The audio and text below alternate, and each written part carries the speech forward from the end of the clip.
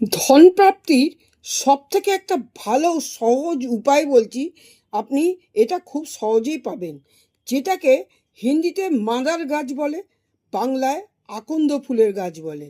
এই গাছটা ডাল ভাঙলে দুধের মতন একটি অংশ বেরোয়, এইটাকে বলা হয় আকন্দ ফুলের গাছ। আপনি কি করবেন, শুক্রবার আর রবিবার এই দুটো দিনের মধ্যে আপনি কি করবেন, আপনি এই কটা জিনিস আপনি এই গাছে অর্পণ করবেন। এটা আপনাকে 7 বার, 8 বার, 11 বার, 21 বার এরম করতে হবে না। আপনি একদিনই করবেন, হয় শুক্রবার করবেন, নয় রবিবার করবেন। দিনটা কিন্তু আমি বলে দেবো না, দিনটা বুদ্ধি করে কিন্তু আপনাদের বাঁচতে হবে।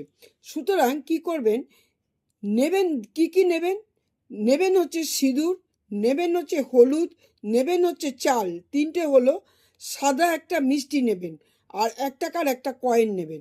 নিয়ে গিয়ে ওই আকন্দ গাছের পাতাগুলো মোটা বড় হয়, একটা পরিষ্কার একটা পাতা আপনি ওখান থেকে ছিঁড়ে নেবেন, দেখবেন দুধ বেরাবে।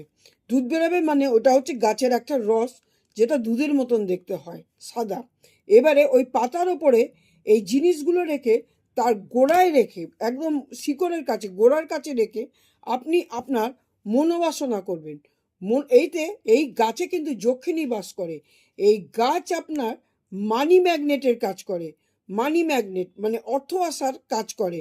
আর এটা মানে অর্থের যোগী নিবাস করে। সুতরাং অত্যন্ত শুভ মনে এই গাছে দেবেন, আর বলবেন আমার এই অসুবিধা, অর্থনৈতিক অসুবিধা, যাতে আমার অর্থের কোনো প্রবলেম না হয়, অর্থ যেন আমার কাছে প্রচুর পরিমাণে থাকে, এবং অর্থের আগমন আমার ঘরে যেন আমার কাজের মাধ্যমেই হয়। আমি এমনি চাইছি না, আমার কর্মের মাধ্যমে যেন আমার অর্থের আগমন হয়।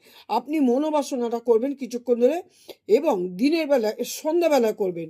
কাজটা করবেন সন্ধেবেলায়, শুক্রবার আর রবিবার সন্ধেবেলায় করবেন।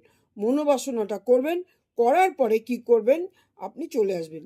একবারই করতে হবে, দেখবেন একটা সময় আপনি কর্ম করুন, আপনার মনোবাসনা অবশ্যই ফলবে।